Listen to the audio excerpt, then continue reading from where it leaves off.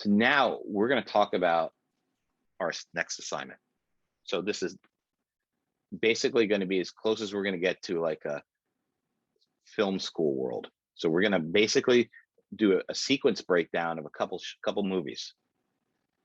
So I'll show you this real quick, and then we'll do the first couple together. So we're going to use these provided movie scenes. We're going to break down the components of each film, break down only the first couple of minutes. We're going to focus on cinematography, editing, sound blocking, and continuity. So we're going to start first with Psycho. So let me jump to that real quick. I'm sorry, I'm a nerd. That's one of my like top 5 favorite movies. So I'm very okay. excited. So you've seen Psycho. Anybody here seen Psycho? I actually got to see it too a couple years ago before everything shut down at I can't remember what the theater was called, but they had a live orchestra. So like there was a live string orchestra playing all the music. Really? Yeah, it was really fun. Okay. So let's talk about this movie real quick. So mid 50s, I believe, 55, 56. I think 1960. I think was it 60? Sure. I'm 99% sure it's 60. Okay. So Hitchcock's already pretty established as a filmmaker, and he decides he's going to make a horror movie. But because he's Hitchcock, he wants to do something different. And so again, we're going to look at this scene. This is the big scene in the movie. So if you haven't watched the movie already, not the biggest spoiler alert. It's not the biggest spoiler, but it's a pretty shocking moment in the movie. And this had great impact on the industry, on film as an industry, and filmmaking as an art. It just basically changed everything. So let's first watch this scene, and then we'll talk about it. So here's the famous shower scene. So things to look at the camera movement, look at the lighting, look at the blocking, look at the screen direction, and then look at the editing and see what's going on here. And remember, okay, 1960.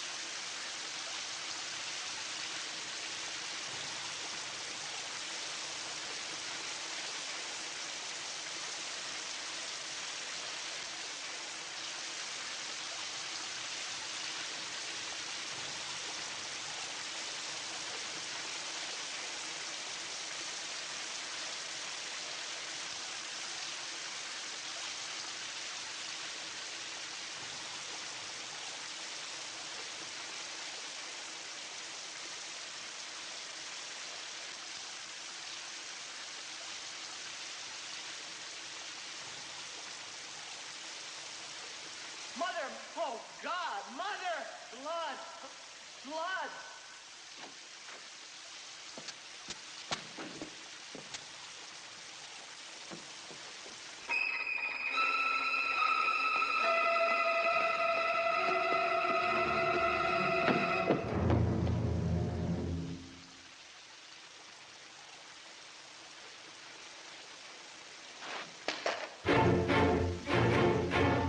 All right, I'm gonna pause it here.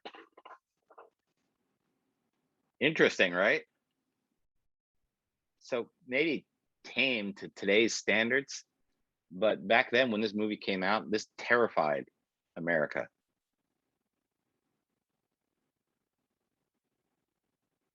It was at a new level of what people hadn't experienced.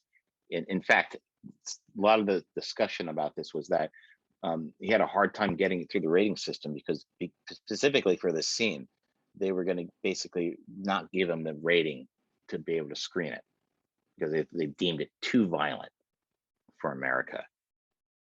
But he got through it.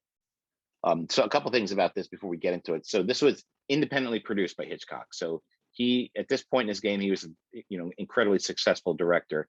He decided he wanted to make this movie. And so he self-financed it, self-produced it, and got it done all on his own dollar. And it turned out to be one of his most successful film of all time.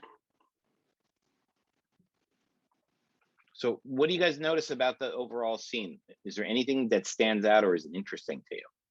And I'm being very general and vague at the moment before we get into the details. I really like how defined the sound is. You can hear the water running. Well, the scene starts off with the toilet flushing, the water running, and then when it's going down the drain. It's like really, really, really crisp. It's really defined. Is how I really describe it. So sound is interesting on here, different. We will talk about that. What else? Anybody see anything else? I just think it's really cool that you have the close up of the drain and then her eye is kind of matching it. Yep, that's important too. You're just talking about the scene, right? Not the scene related to anything else. No, I'm just talking about the main murder scene. So let's see, how long was that scene? If we go back, let me back this up just a little bit.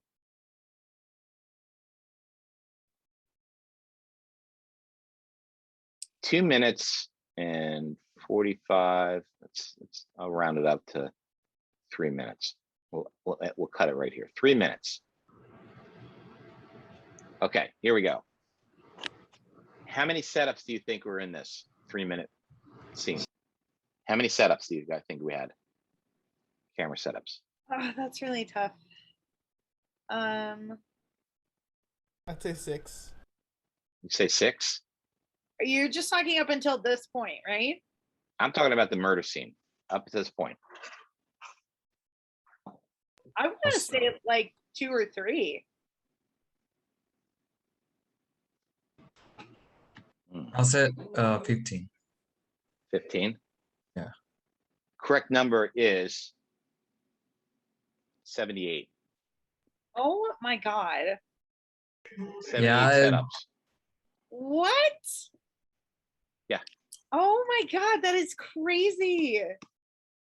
How many edits do you think are in this? There's a lot. I mean, not 70. When he was like killing the girl, there was a lot. There's a few in that. 52 edits. 52 edits in this 3-minute scene. I was gonna guess 58. That's crazy. Okay, so how long do you think it took him to shoot that shower scene? I'd say 2 days. 2 days? Anybody else? I actually knew this at one point, so I'm not going to answer, even though I forgot the answer. Okay. 7 days. Shoot one scene. So that is stressful. So think about this for a minute. I'm sure in the script it's just a scene where it says I haven't read the script in a while, so I don't remember. But it's probably something as simple as mother comes in and stabs and murders her. It's probably just like one small paragraph of what's going on. So how did Hitchcock why did he decide to commit this much time and energy into it? This is the most pivotal point in the scene, I think. Is this like the first murder in the movie? Yeah, I think so. Yeah, I think plot wise it is. Yeah, it's actually pretty amazing because she was the star of the movie, and they killed her off in the first act. Right. Nobody does that, and it threw everybody for a loop. Like he did so many things different in this movie. He broke all these normalities in filmmaking. So besides plot wise, story wise, and the big twist that happens, there's a couple multi twists that happen in this movie, but this scene was very specific. And if we go through it and look at what he did here, it's pretty brilliant filmmaking. And so the one thing I want to say is Hitchcock, his whole philosophy in filmmaking, I think I mentioned it before, is that once the script is written and broken down, it's done. All the work's done. He doesn't deviate from the script. There's no ad-libbing. Everything's storyboarded out. Everything's primarily blocked out, as much as humanly possible.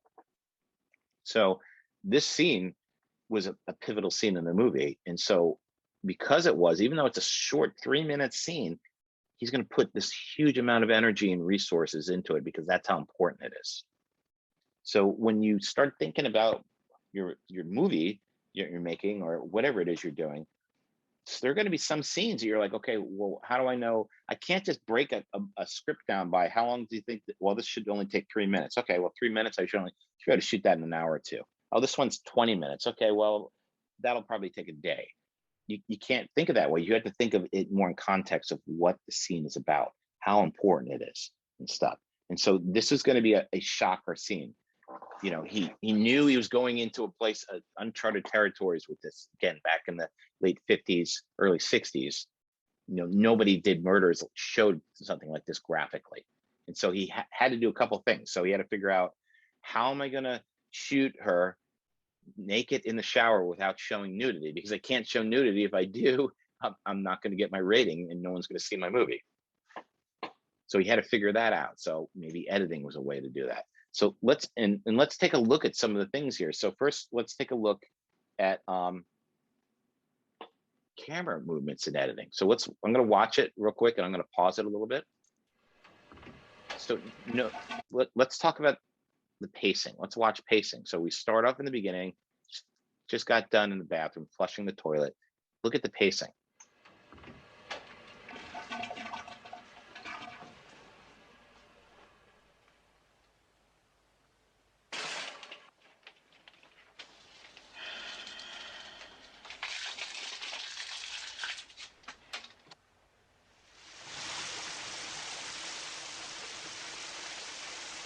Okay, what's the first thing we notice? Is it fast or is it kind of slow or in the middle? Very slow, like makes it feel like she's taking a real shower. Right. So why do you think he did that? Why didn't he just kind of cut to the chase and cut her in there? I think to add suspense, right? Like make you feel comfortable before he just completely throws it on his head. Close. I think for me, my theory is that why he started the pacing slow and kind of showed the process, and yeah, she had a robe on and she dropped it real quick. It wasn't a whole long process to get in the shower, but to show that almost in real time is kind of something when we take a shower is normal, right? We all have taken showers before, hopefully have, right? We know what it's like to take a shower. So by setting this up, by having a shower happen in almost real time, it's something we all can relate to. So what crazy place. He could have had her murdered anywhere in the motel, but he chose the shower. And why did he chose the shower? Or choose the shower? And vulnerable in a shower. Right, exactly. Intimate setting. So here he is, Hitchcock is trying to get into our brains and go, okay, where's the one place in the world you're the most vulnerable? Where's the place in the world where you can't defend yourself? In this shower. So that's the first clue here. I'm going to kill him in the shower. That's going to scare the crap out of everybody. So now I'm going to set up the beginning of this scene let it run long so everybody gets the feeling of a shower. It's going to be a little suspenseful. You're going to feel some tension in here, right? But it's really to get you into that world that you're so super comfortable in.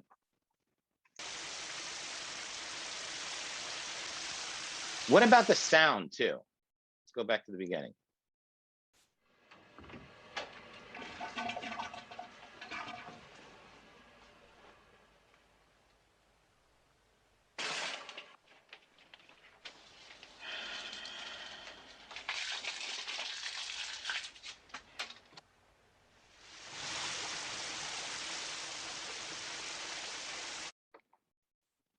What can you notice about the sound? It's loud enough so that she can't hear an intruder. It is, but is there music? Nope. Is there anything? It's minimalistic sound, right? So watch what he does with this. It's pretty clever. So if we move into it, no music, very minimal sound, kind of creating this world, right, of just what it's like. Again, no music, because unless you're singing in the shower, usually you're in the shower, you're not hearing music, unless you got one of those little old school radios that hang on your shower head, or maybe you got waterproof iPod. I don't know. So minimal sound.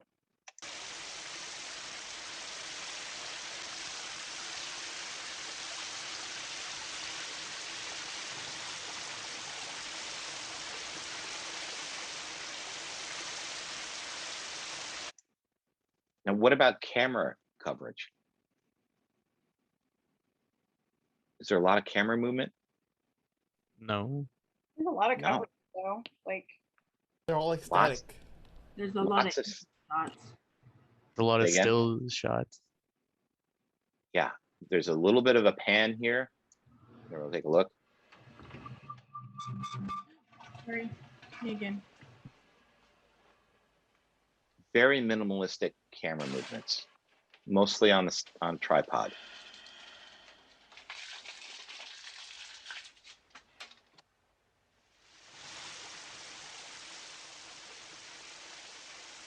There, point of view shot, right? See that? Cutaway. Notice our screen direction, right? We're on the same side of the line, right? The 180 line right now. Where's the line? It's between her and the shower head, right? So we've been on this side. We did get a point of view looking at the shower, and we kind of did get under the shower, and those are neutral shots, but we haven't crossed the line yet, right?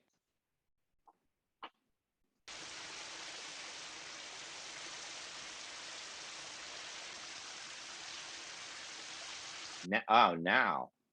Okay, so see, everybody see that? So we went from, we're on this side of, remember, here's the shower head, here's her taking a shower. We're on this side of the line that's between her and the shower head. Cut to the shower head. Now look what happens. Are we on the opposite side of the line now? oh, do we cross the line?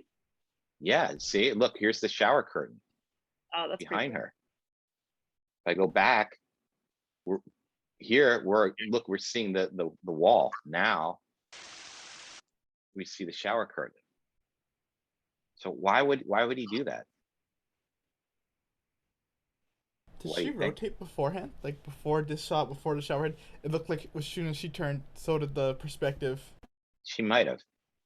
But what I'm going to suggest here is that the lines crossed, and notice that they didn't do a jump cut. They cut to the shower head. The shower head, you could argue that that was a kind of a jump from there to here, but that was more of a neutral shot. We don't see her jumping in the frame, and then we cut back to here. So what is going on here is we're about ready to start setting up the main event. So we know, because we've already watched it, that the killer is going to come in. So what I'm trying to do here, as if I'm Hitchcock, is we had the normal perspective. We have her getting in the tub. We have all the shower stuff happening. We're on this side, the normal side, the shower curtain side of the tub. But once we cross over the line, now we're about to cross over into the surreal world. We're leaving the normality of taking a normal shower and now crossing over into the world of, I'm about to get diced up by a murderer in my shower. So now we're more vulnerable. Now the world, we see a glimpse of the world outside. This side is safer, right? This is like you're in your shower. This is being vulnerable. Now watch what happens. Cut here. A little bit of a jump cut, but not bad. Why frame it like this? Doesn't it feel weird? It's like leaving a whole lot of space for something. Right. Okay. So we know what's that something that's coming up here? The murderer. Mother's coming. So by framing it like this extra off balance stuff here, when the shot first happens, it feels off balanced, right? So subconsciously, and again, we're working at a subconscious level, our brain's going to go, something's not right, doesn't feel right, because the framing doesn't feel right. Now watch what happens. Up, door opens, something's out there, something out of focus. Also notice the shower curtain. Is the shower curtain a complete solid white?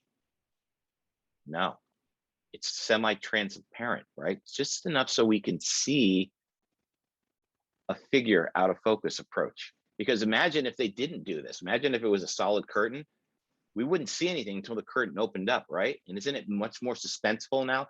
She doesn't see it. She's faced this way. We see it as the audience. We know what's coming. She doesn't know. See the suspense and everything that's being set up right now? We see what's about to happen. So if this curtain wasn't transparent, we wouldn't get that effect. So here's a great example of the set deck, designing the set, the shower curtain. If you want to talk about mise en scène, right? Or scene, this is it. I picked the right shower curtain to help contribute to the shot, to the moment that's happening here. So also watch what happens with the camera.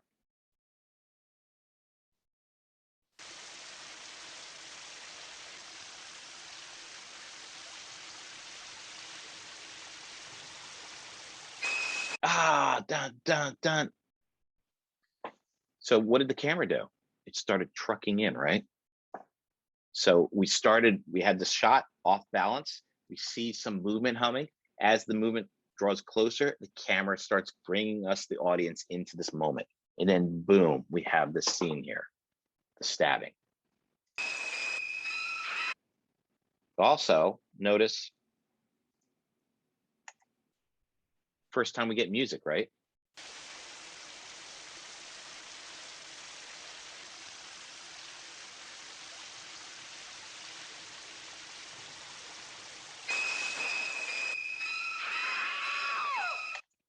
So sound suddenly changes. Everything changes. As soon as this absurd world starts happening, this murder begins to happen, music changes. Watch what happens with the editing. The editing changes. The camera angles start changing more. Everything goes from this one kind of relaxing shower, this tranquility that's happening here, to boom, pure chaos forms. Also, notice the lighting, right? Let's just back it up for a second. So we have all this lighting here. It's not super moody, but it's not. There's nothing here that kind of sets it up to being scary, right? It's not low-key lighting. It's actually fairly high-key lighting, right? She's got, you know, top lit. There's a little backlight happening here. There's not much shadowing happening. So it feels kind of normal. It feels kind of safe, right?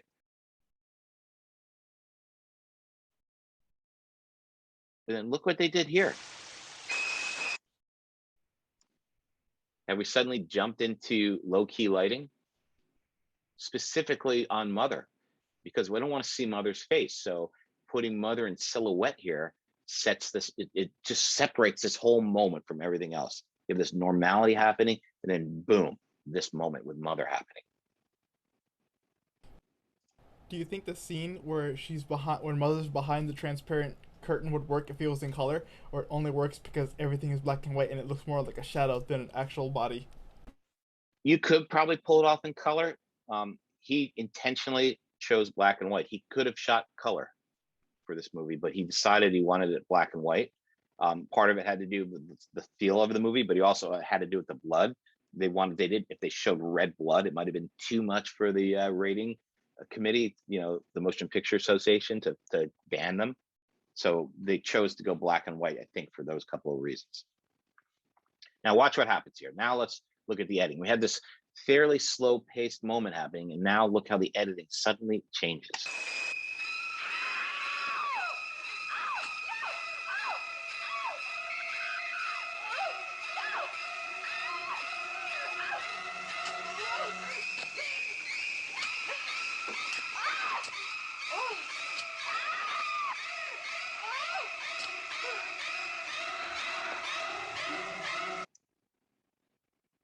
How many shots do you think are in there? I haven't counted them, but there's a lot. So what do you notice about the continuity, about the editing, and the camera select shot choices here? Any general observations? It starts to get more frantic. There's definitely chaos happening here. Do you ever really see the knife actually like touch her skin? You do want almost at one place. That's it. So he had to be extremely careful because, again, we're looking at the late 50s, early 60s era. Couldn't show like full violence. He had to dance around it. So I think part of the reason for the massive amount of edits was to create this sense of hysteria, right? This whole, you don't know what's going on, right? You're just seeing she's getting, just murdered, and this montage of shots is happening. But also that montage is helping project violence without really, really showing it too much. So if I go look at one more time here. So look, we start back here. I'm going to go frame by frame. She starts screaming. Look, jump cut, right? We just cut right into a close-up of her face. We say, watch out for jump cuts, but here's a moment where the rules fall apart. Jump cuts are fine.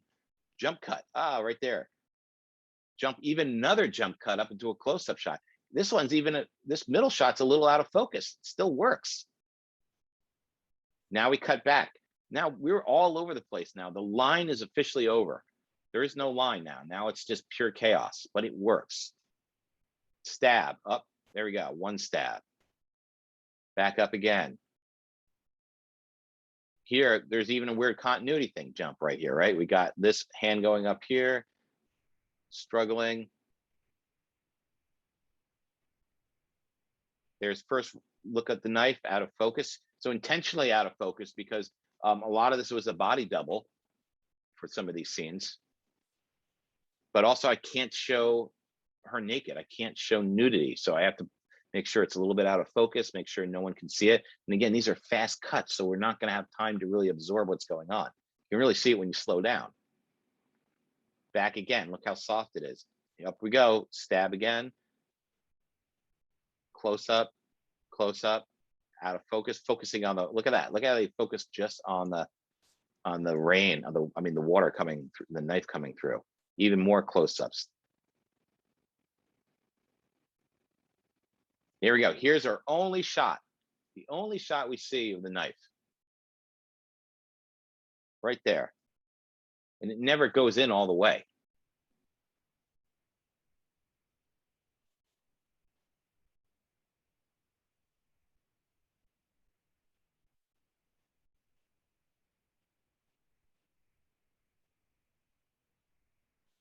So all these shots, when you look at them individually, they don't look that much like that big of a deal. They're not really gory, but when they combine together in this fast-paced edit, this violence really happens. Let's just look one more time at the whole thing in real time.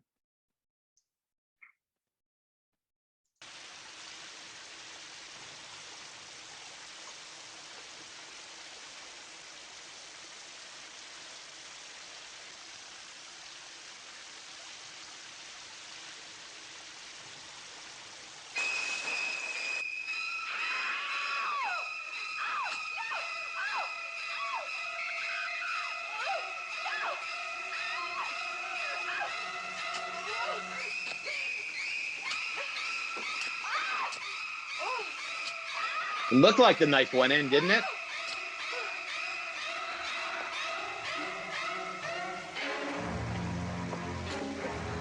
The mother leaves. Now she's dying. Music changes.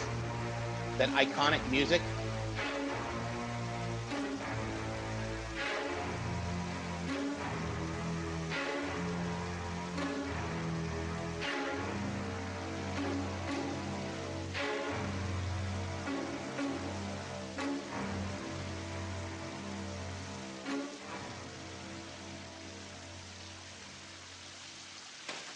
Now look what he did here. So here's another cool shot.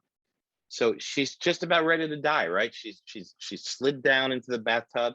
She's reaching up for the last minute. She reaches up, grabs the shower curtain, and then dies. And so the shower curtain being pulled off the rod is a representation of her death. Everybody see that? Reaches up. Boom, I just died. So instead of just having her go and fall over like that, grabbing for that and then dying while holding it it just adds more weight to the whole moment of her death and not just seeing her fall. So think about the level of complexity that went into this, the thought that went into every shot, representing different things, what angles to do to lead the audience in, when to show the killer, how transparent the shower curtain needs to be so it works properly. All this attention to detail is what made this scene incredible. And so on top of that, there's a question I want to ask you. How did they, so let's go back up for 1 second. All this stuff, we see that, get the camera in the shower, not too bad. On the side, we're shooting out in the tub. How did they get these shots in the shower? How did they get the camera in there? I feel like this one they pulled out the wall, and the other one might be just with the curtain open from the outside. Yeah, so that means that this whole set here is a set. They built this. It's not a real hotel room. It's not anything. It's built. That means they built this room. Watch this shot. After this shot, the camera has to leave the room, the bathroom, into the bedroom, and then it pans over this way outside. So not only did they build this whole set here, but they had that house built and they had that whole exterior built and designed to get it all in one shot. So now we're looking at 1 3-minute piece that's even bigger than we imagined. How many weeks did it take them to build all this stuff and get it positioned correctly? A huge amount. And these cameras, again, these are 1960s, 1950s. These are big, huge, heavy cameras. They're not like what we're used to today. So they're on dollies, they're on cranes, they hundreds of pounds for these things. Any questions or thoughts now before we move on to the last bit just talking about? Up to the point where she has her feet in the drain before they point straight to the drain. I counted 48 shots from when you started, before the killing, and then after. A lot of shots. So look at what else he did here. So she dies, she falls down. Now listen to the music, listen to the sound again. So we started with just natural sound, then the iconic psycho music that is forever burned in our brains, struggling, the death part of the scene. Right here, the sound. Now watch what happens, or listen to what happens.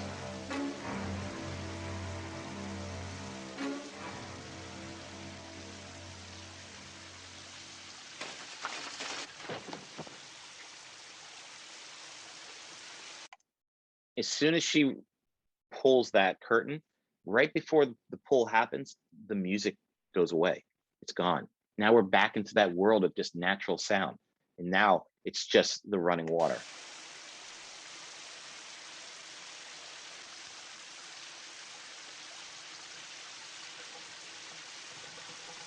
Okay, so watch how clever this shot is. Here's a transition, right? We go into the drain and into her eye.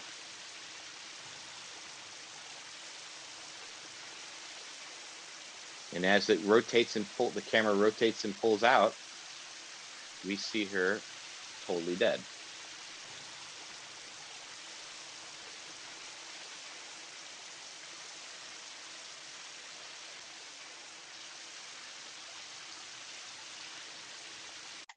Okay, so pretty simple shot, right?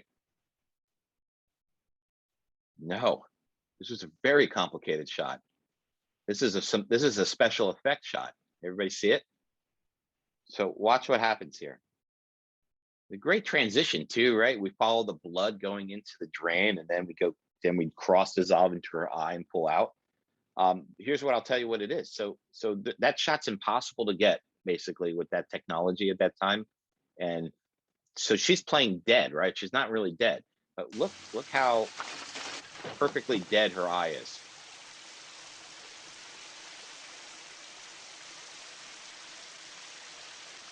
Comes blood into the drain. Start zooming into the drain.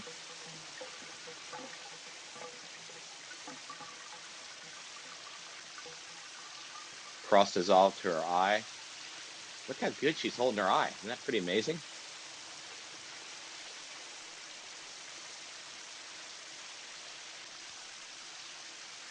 She's not holding her eye. So here's the special effect shot. So there's no way that this big camera can do this pull out from the eye and then get this far back and then do this whole shot. It's just not possible. First of all. Second of all, if we're that zoomed into someone's eye, there's no way that we're not going to see some movement on her because she's faking it, right? So just try to not move for a second, play dead on your own with your eye open. Is it going to work? No. So how did they do this? Well, what they did was, and again, this shows you how complicated and how intricate this scene was. They had to really think all this stuff out. So what they did was, there's a freeze frame in here. They grabbed a still of the frame of her dead, and then optically zoomed into it later on in post. So back in the day, there was no computers to edit, right? Everything's edited on flatbed editors. And if I need to do a cross dissolve, I have to mark where I want the dissolve to start on one shot, mark where I want the dissolve to start on the other shot. And then they'd actually have these things called optical printers where they'd take the film, one film, project it onto another camera that was going to record it, and then have the other film projected at the same time and dissolve between them in real time and captured on another camera. It's called optical printing. Up until the late 80s, early 90s, that's how everything, any effect was done in movies. Everything you see in Star Wars or any sci-fi back then, optical printers are doing all that. No computers, no After Effects or any of that stuff. So grabs a freeze frame of her, zooms into the eye, and in the cameras, the optical printers, the cameras can rotate and do all this cool stuff. So when we see that transition, watch it. Maybe you can see it now. So here we are, we're zooming in, might even be on an optical printer, zooming in a little bit further. Here's the cross dissolve. Here's the freeze frame of her eye. The camera is rotating, the optical printer camera is rotating and pulling out. So we had zoomed into her eye optically. Now we're pulling out, still in the optical printer. And we just did a transition. You see it? You see the cross dissolve into the real footage? Now look, watch, you can see her movement. You can see where it's perfectly still and it goes to her movement.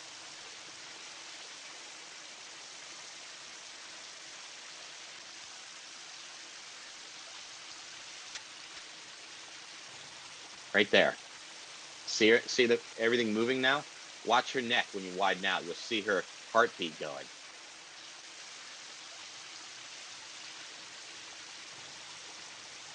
See it right there? See her breathing? And in fact, they had to do an edit because they couldn't carry it all the way through. So they made the edit to the shower head to be able to continue the shot. Pretty clever, right? So my point here in breaking this whole bit down and showing it to you is that there's a lot more into this movie, this whole scene. This is a massive scene. This probably took months of planning to just figure out this 1 3-minute little slice of the movie just to get it down right. And it worked because this is the scene that changed Hollywood, horror movies, slasher movies. Everything after this changed. So he was, of course, cutting edge at the time. He was pushing boundaries, and rightfully so. But this wouldn't have happened if he didn't have this understanding of all the components, bringing everything together, even for just this scene to pull it off. to get you where you want and bring the audience where he wants them to go, get that emotional feeling. I can't even imagine how many people were terrified to take a shower after this movie. The only thing after this movie that was equivalent to this was when Jaws came out in the late 70s, another Spielberg movie. After that, people were terrified to go swimming in the ocean, afraid of sharks. So lots of stuff's happening here. Now, once we pull out, look what happens. Everything slows back down, right? It all starts from after the shower curtain. After she dies, it's all slow again. Pacing changes. So we get back to here. Now we suddenly come to shots that are even longer, right? This is the first time we actually get a real legit dolly crane moving shot, right? Camera cranes up, starts dollying and panning over, goes out of the room, kind of a point of view, like type of view going on here, right? Looks at the paper and then pans and dollies out to the door. Mother, oh God, mother, blood.